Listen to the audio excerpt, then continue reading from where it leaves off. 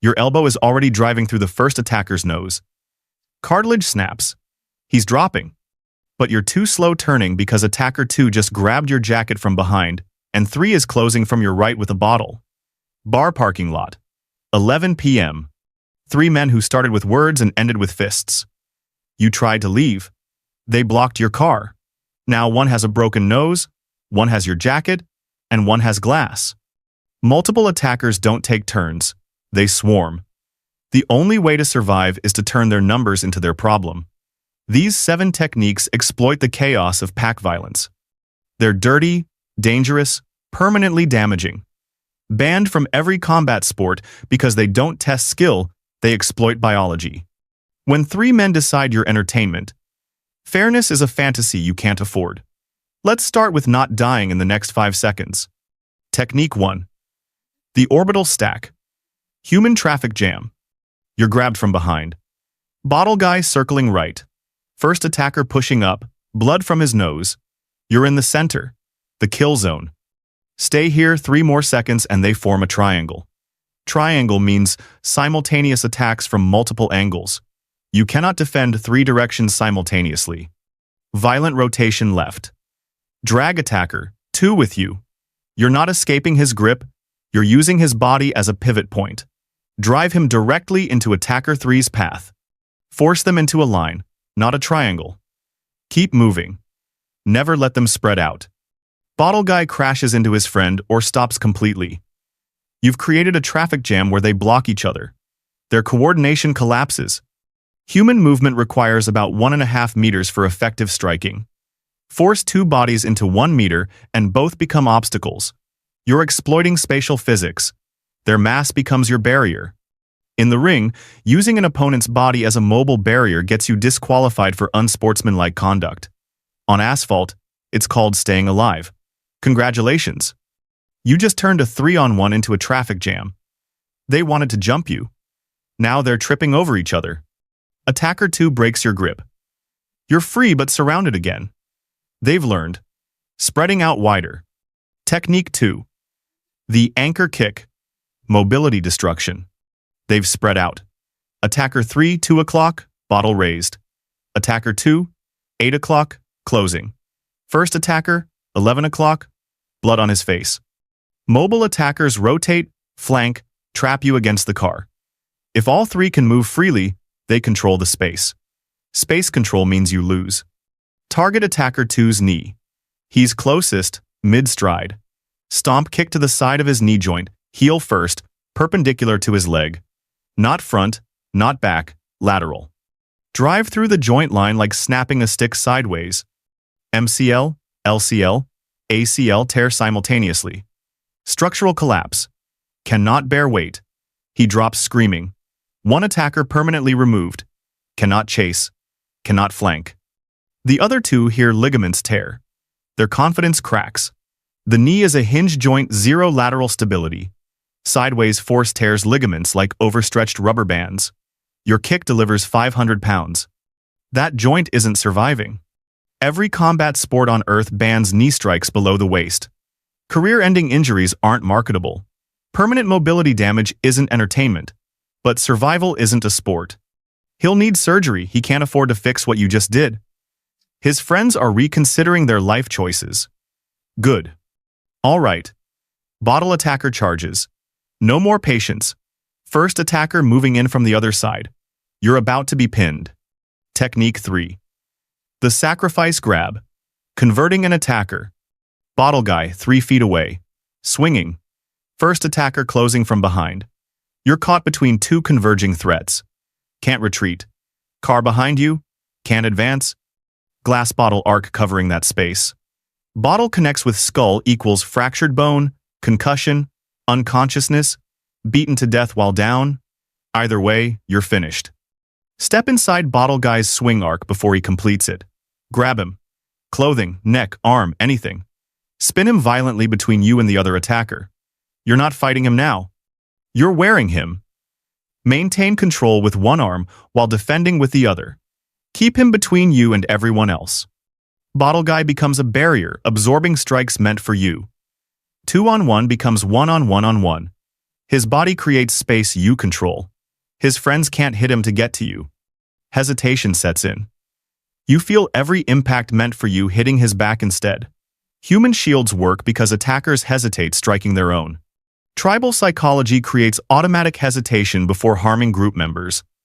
Half a second to 1 full second of decision paralysis. Eternity in a fight. Wrestling calls this using an opponent as a prop.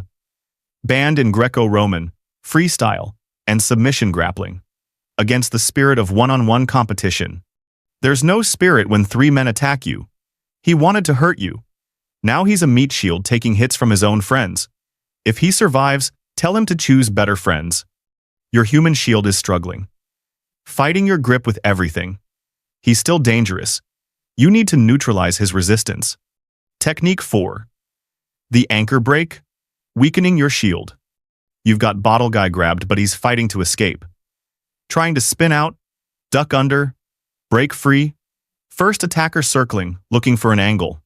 Every second your shield stays strong enough to escape, you're vulnerable. If he breaks free, you're back to fighting multiple opponents with no barrier. His escape resets the fight. You're more tired. They're more angry. Fatigue kills. Maintain grip. Drive repeated knee strikes into his lower back. Kidneys. Back of thighs. Not wild. Calculated, rhythmic destruction. Target lumbar spine and kidney zone.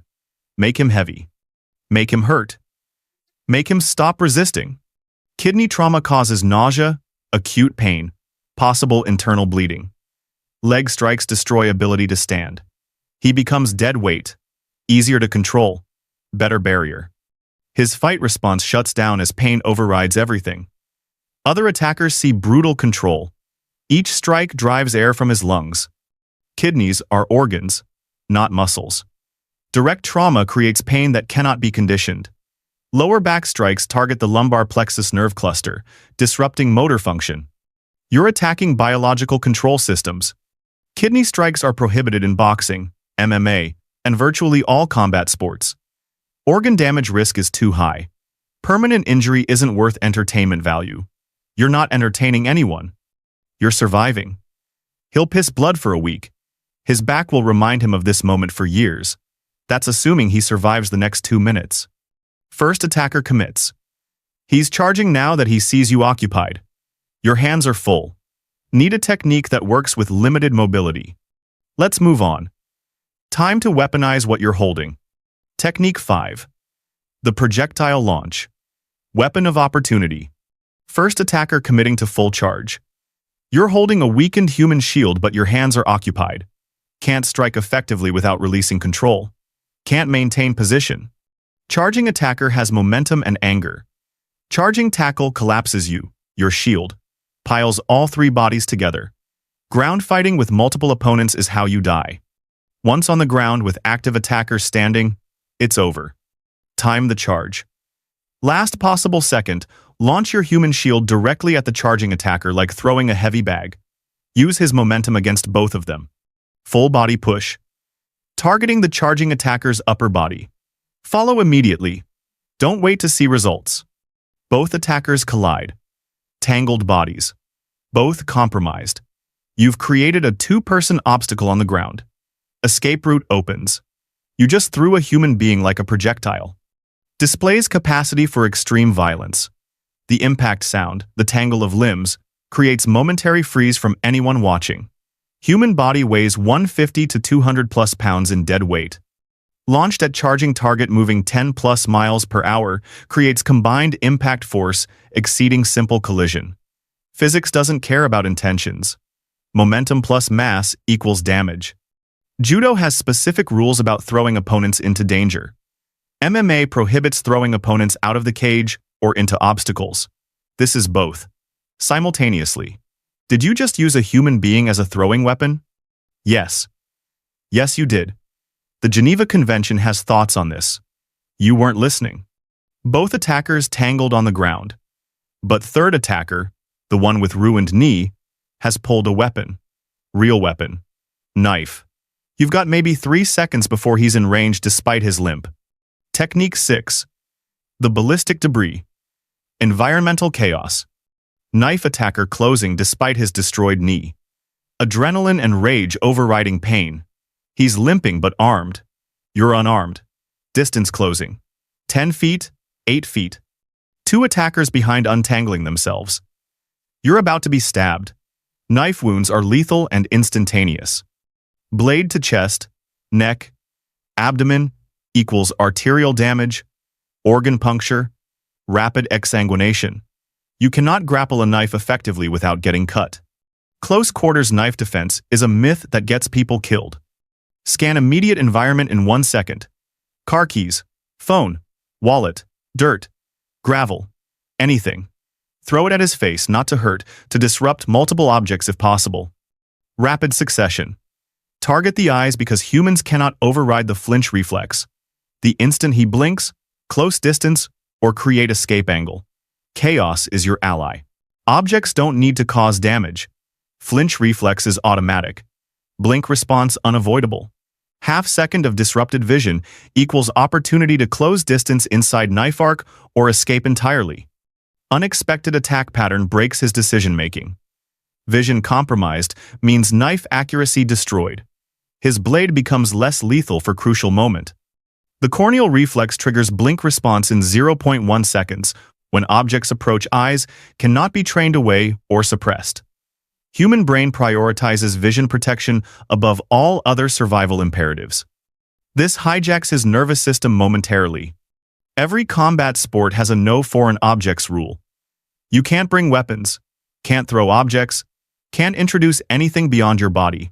On the street, everything is a weapon. Everything. Your phone costs $800. Throw it anyway. Medical bills cost more. Funerals cost even more. Bad investment math is still better than being dead. Debris worked. Knife guy temporarily blinded. But you're still in the kill zone with multiple threats. You've created chaos but haven't escaped. Need to capitalize now or it's wasted. Technique 7. The Alpha. Strike. Finishing what you started.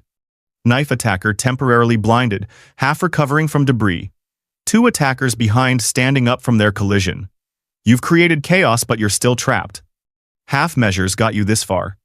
Half measures won't get you out. Partially disabled opponents recover. Hesitation means they regroup, reorganize, coordinate. 3 semi-functional attackers are still 3 attackers. This ends with you unconscious or dead unless you make one completely non-functional immediately. Target the knife attacker. He's the armed threat. He's already damaged. Finish him. Close distance while he's blinded. Throat strike. Knife hand, horizontal, through the trachea. Or eye gouge. Both thumbs, orbital sockets, hook and pull. Commit completely. No half measures. Permanent damage is the goal. Follow with immediate escape. Don't stay to verify. Throat collapse equals respiratory emergency. Cannot fight, cannot chase. Possibly fatal without medical intervention. Eye gouge equals vision loss, immediate incapacitation, permanent injury likely. Armed threat neutralized. Other 2 attackers see graphic violence and freeze or flee. Displays absolute commitment to violence. Survival at any cost. When attackers realize you're willing to do this, most flee. Sound of cartilage collapsing, screaming, blood creates universal horror response in remaining attackers. The trachea is cartilage, not bone collapses under 30 to 40 pounds of focused force. Eyes are central nervous system exposure points with 0 protective conditioning possible. Both targets trigger biological survival panic that overrides all training, all aggression, all thought. This technique isn't banned from combat sports.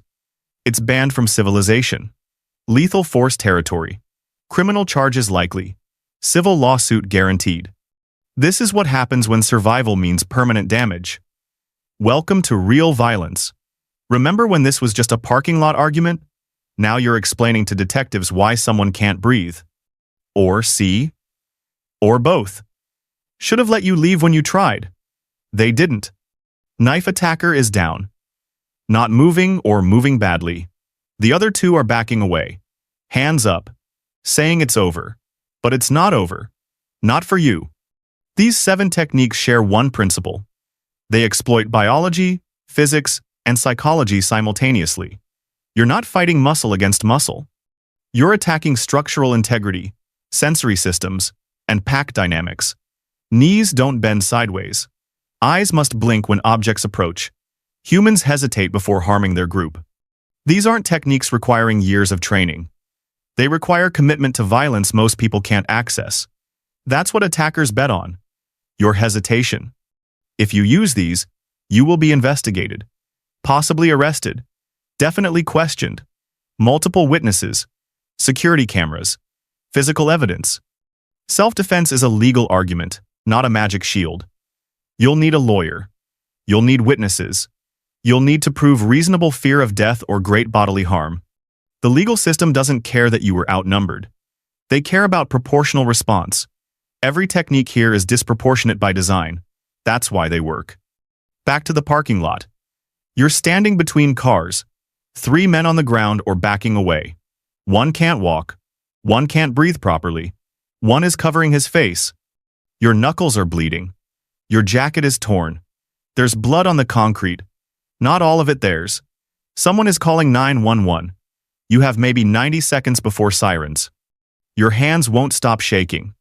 Adrenaline makes everything feel distant and immediate simultaneously. You'll replay this moment for months. Did you go too far? Could you have de-escalated? Should you have given them your wallet? Then you remember. They didn't want your wallet. They wanted entertainment. They wanted to hurt someone. They chose you. You chose to survive. The math was always this simple. When multiple attackers surround you, there is no fair fight. There is no sportsmanship. There is no referee to stop the violence when you're unconscious.